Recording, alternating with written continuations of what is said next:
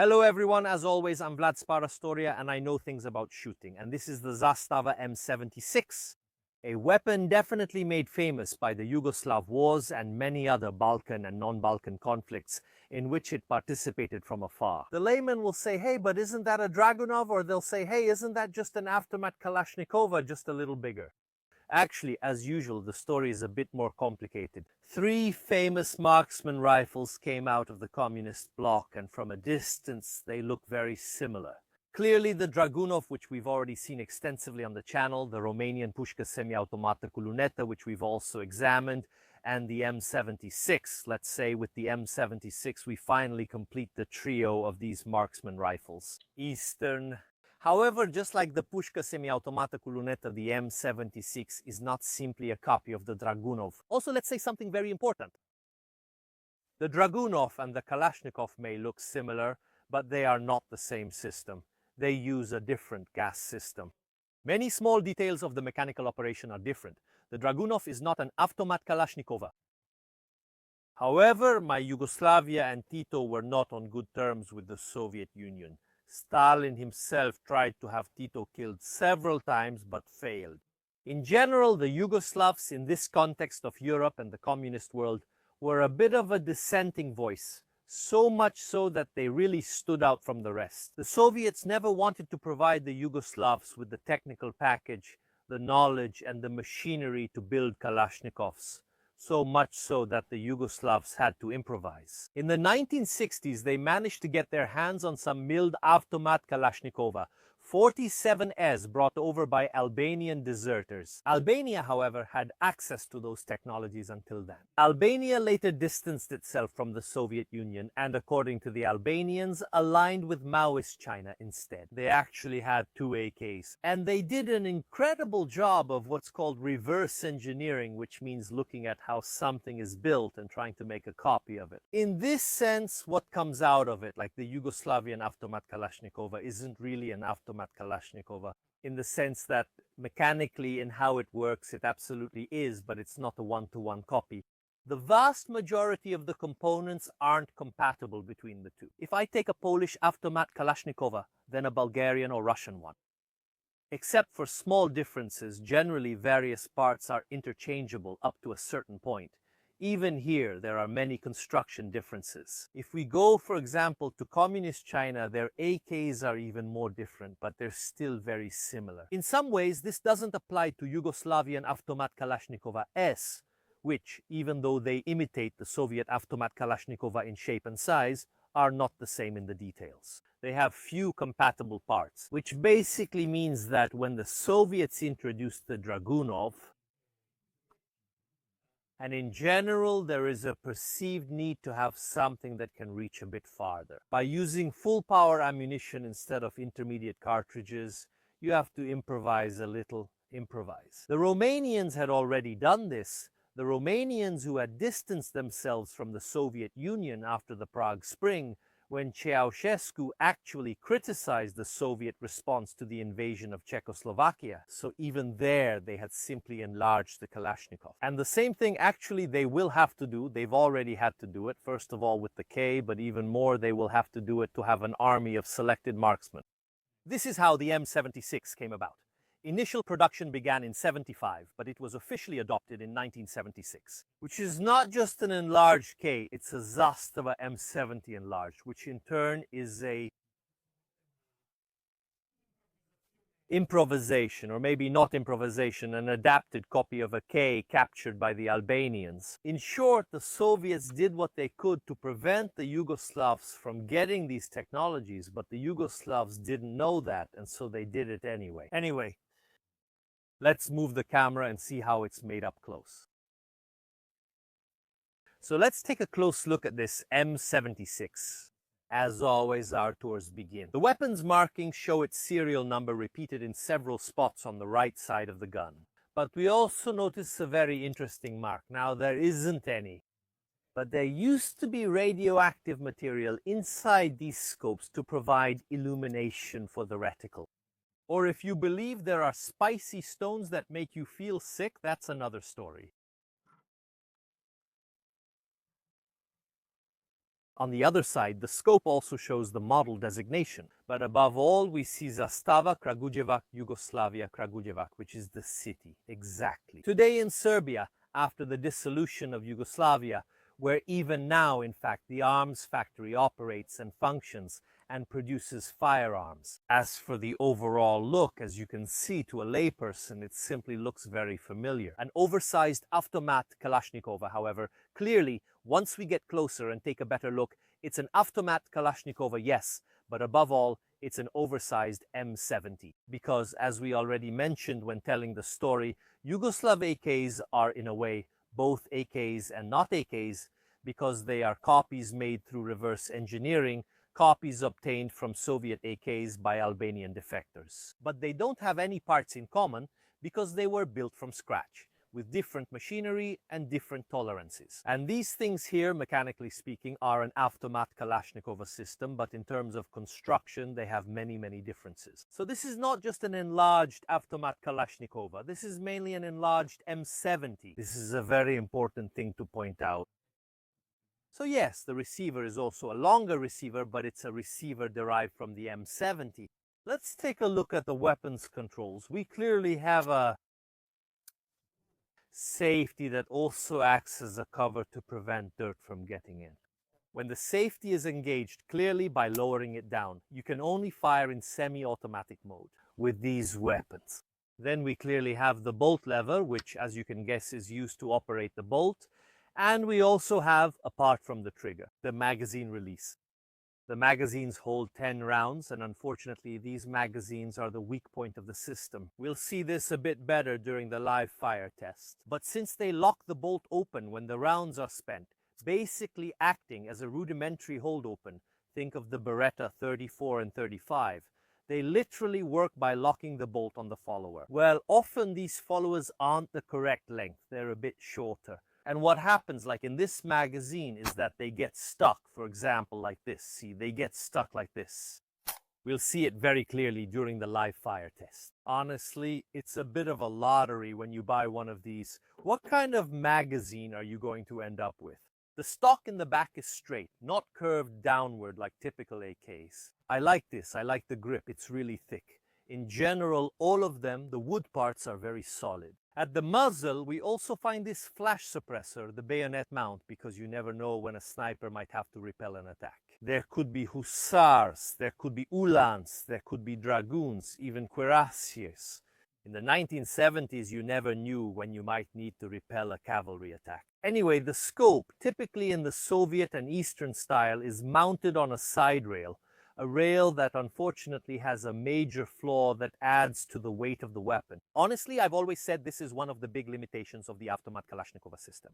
Since it uses this sheet metal top cover, it doesn't have an elegant way to efficiently mount optics. By elegant, I mainly mean lightweight. We can still disassemble the weapon. To disassemble it, it always helps if the hammer is cocked, of course.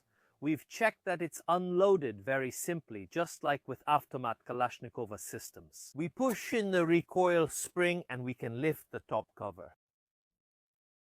It's hard to do this maneuver with the optic in the way, but here it is. As you can see, it's just a simple sheet metal piece to close it. The weapon system isn't even reliable for operation. From here, we can clearly remove the recoil spring, which is similar to the one in AKs, except that it's simply longer and heavier. This way we can pull back the bolt and the bolt carrier. I'm curious to see something. I was wondering if it comes out with the optic. But it seems to me that there's not much space to take it out. Oh God, maybe with a bit of ingenuity it can come out even with the optic on, but honestly it's a bit like playing Tetris. We'll get to that in a moment, but since we're here, let's remove the optic in the typical way it's done here in the East. You remove the catch here and you can slide the optic off the side rail. Mechanically speaking, the trigger mechanism also resembles all those Browning systems, so there aren't many surprises. Yes, the automat Kalashnikova uses a system by John Moses Browning when it comes to the trigger mechanism. But it has a very interesting feature. I don't know if you remember the story of these Zastavas. Many of these rifles were seized a few years ago. Regarding the issue of demilitarization, One of the problems with demilitarization, saying that these weapons can be easily converted for automatic use, is that these rifles have what is commonly called the burst consent. The burst consent is this lever here. Now look, watch this. You see that if I pull the trigger, the weapon doesn't fire. In the automat Kalashnikova, this lever is pushed forward by the bolt carrier, whose real function, we'll talk about the burst consent later. Because when the weapon is in burst mode, this lever is, yes, pushed forward by the bolt. When the bolt closes, it releases the hammer. But it's also a fundamental part of the safety system, because if the bolt isn't closed, it prevents us from pulling the trigger. It's also what's called a safety with the weapon out of battery, so actually the only way the weapon could fire, I don't know if you can see it from here, but it would be to push this lever forward. There you go, now I've manually pushed it forward myself. And at this moment, as you can see, the hammer can be released. It's a very interesting detail because in demilitarized AKs, but also those for the civilian market, this part of the firing mechanism is not present. I'm very used to it, ever since my time in Poland, where, as you know, apart from the automatic, it's allowed with certain licenses. But also, you see, demilitarized weapons keep this lever. It always feels very strange to me to see demilitarized AKs in detail that remove this part. Honestly, I don't know how useful it is for the purpose of making sure the weapon can't be made automatic again, but it definitely makes the weapon a bit less safe, because this lever prevents the hammer from being released if the bolt isn't perfectly closed. Apart from this, as you can see, it's an automat Kalashnikova mechanism in every way. We also find the automat Kalashnikova mechanism here, just scaled up. In the bolt carrier, again, it's simply an enlarged version of the weapon's bolt itself, classically with two locking lugs. From this point of view, there are absolutely no surprises. Mechanically speaking, it's just, in quotes, just an M70.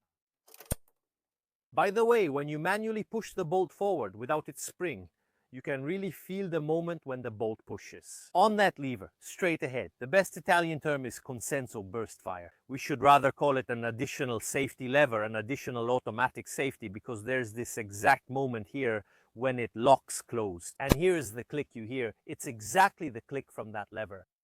A small detail that I hope interests someone. We can now put the recoil spring back in. Let's go ahead and attach our top cover. Same here. With sheet metal, you just need to push a bit. It's resisting me, okay? We can also put the scope back on its rail and lock it in place, and now the weapon is ready to use again.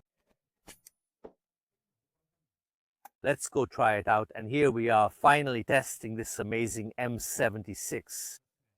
I'll tell you, I already really like the feel of it. I already like the Dragunov, I already like the Pushka semi-automata Kuluneta, but with this one, I don't know. Of the three, this one has always driven me craziest. Maybe it's because of a particular story of adapting a design? I like these things, besides the caliber.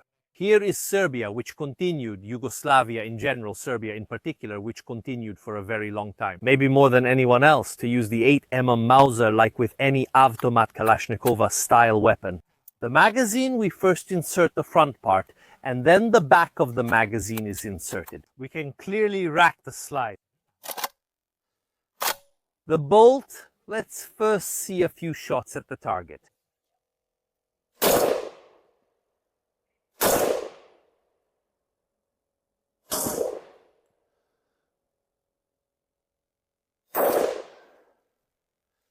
And in a very homemade way.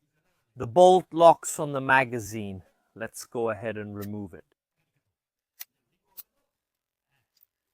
Here's what happens, exactly what used to happen historically to Ian McCollum as well. Unfortunately, the bolt slams quite loosely against the elevator, which can also rotate if the lifter moves. The M76, as mentioned, has a major flaw. This is it. How did they implement this hold open in this way? While in the AKs, for whatever reason, it works pretty well, it's not great in the magazines, even though it's considered a feature. Thank you. Militarily, these are typically single-use and discarded. Honestly, you can get by pretty quickly as long as it works. It's not that big of a deal. Let's reload and sit down for a moment. We're not at a very long distance, we're about 50 meters away, but I want to see what we can do with support. Of course, shooting with support at this distance, for goodness sake. Take it. Hitting a rectangular target isn't very difficult because we're just doing sport shooting. But still, I want to see for a moment. Let's aim, say, at the head of the target, because the owner tells me the weapon isn't perfectly calibrated. Since the scope was reassembled a few times, it was taken apart. So now let's not try to see where the center of the grouping is, but let's see if at least we can fire a few shots. All right, let's see.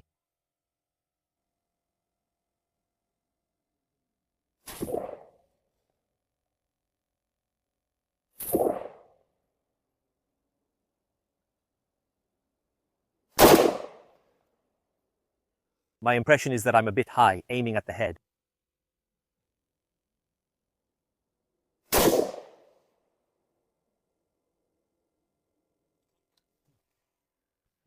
Let's see. In fact, now the magazine won't come out because the bolt is resting on it. So, here it is.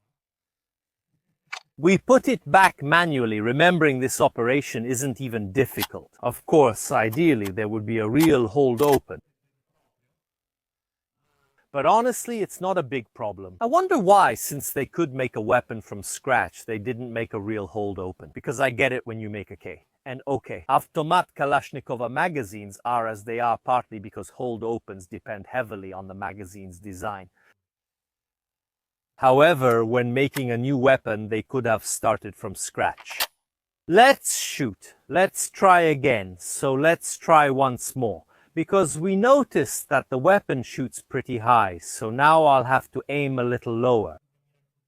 Before shooting, I wanted to mention two things. One is the trigger. By the way, lately I've been reflecting a lot on these things. I think a lot of shooters overthink the trigger. As long as the trigger is crisp, it's more than fine. Honestly, standing there fussing over a gram more or a gram less, especially for a military weapon, is a bit exaggerated. The second thing is about the optic. I really have to get my eye very close to the lens in there to see well inside. It's not something I personally like, but don't consider it a flaw of the weapon or anything like that. It's something that personally feels a bit strange to me, where I prefer to have an optic. The focal distance is very long, but that's a rather personal preference of mine. Get ready, we're loading up. Here we are, let's try again. Now I'm a bit lower.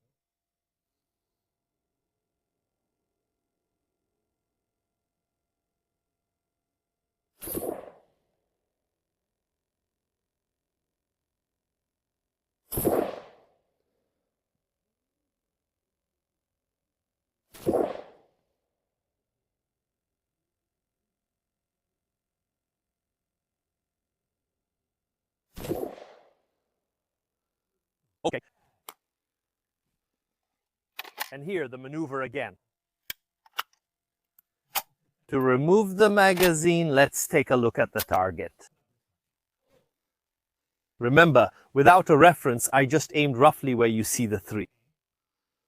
So I didn't have many references. Come on, the Rusata isn't bad at all, considering that my aim point was shifting a bit. I'm Almi. Actually, for what they are, designated marksman rifles, designated marksman rifles, military rifles produced in Yugoslavia, they're actually very accurate. Reading some data around, I found references like 1.5 or 2 minutes of angle, which is enough for these uses. And that's enough. Other mental hang-ups that shooters have are about minute of angle. They say, I don't want my rifle to shoot more than 1 minute of angle. My brother in faith is Greek Orthodox. Few people can shoot with enough precision to take advantage of such an accurate weapon for the vast majority of uses, even at hundreds of meters. When hitting a target, a silhouette like this, 1.5 minutes of angle is more than enough. Obviously, as always, it's up to good old Matteo to try out this weapon. Matteo, as many of you know, suffers from the terrible disability of being left-handed. In the Middle Ages, you would have done things like executions, shoveling excrement from latrines and things like that. But it's 2025 and you have the same rights as us. As a left-handed person, explain how this weapon works. Mancino, let me say something. Which Tarkov version was released? 1.0, just kidding. It's very heavy. It's quite massive. Undoubtedly, it's all nice and milled. Maybe it's the gym I've been doing, but I didn't really feel it. It's heavy. We're over 4K. It's pretty heavy. Beautiful, massive loader for the generous 8 Mauser. Very generous 8 Mauser. Mauser? One slightly less skilled. Go. Okay, you have the advantage of being left-handed with the AKs. You have the handle on the right side. The handle on the right side. So,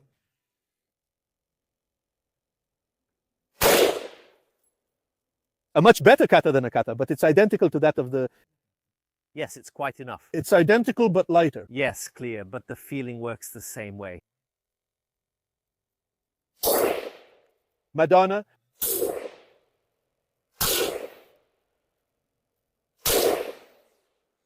And be careful because you're making the classic old mistake of all the colors. No, so you have to make the move. You have to do it like this. Here you have to be skillful. Here it would have been better to be skillful. Here it would have been better to be skillful. That's it. Hold it like that. Very good. Go ahead. Like that. Very uncomfortable.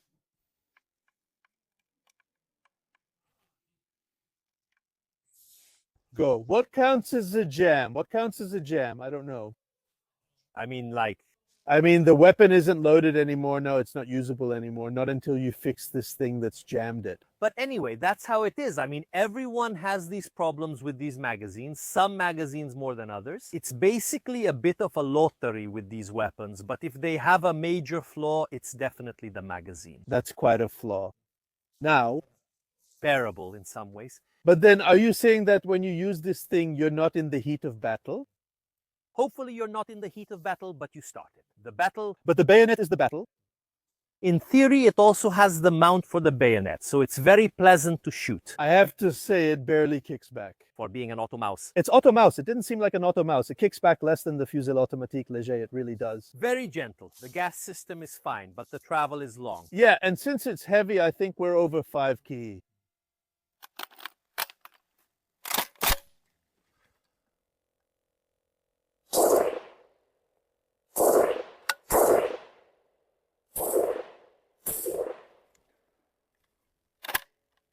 The move,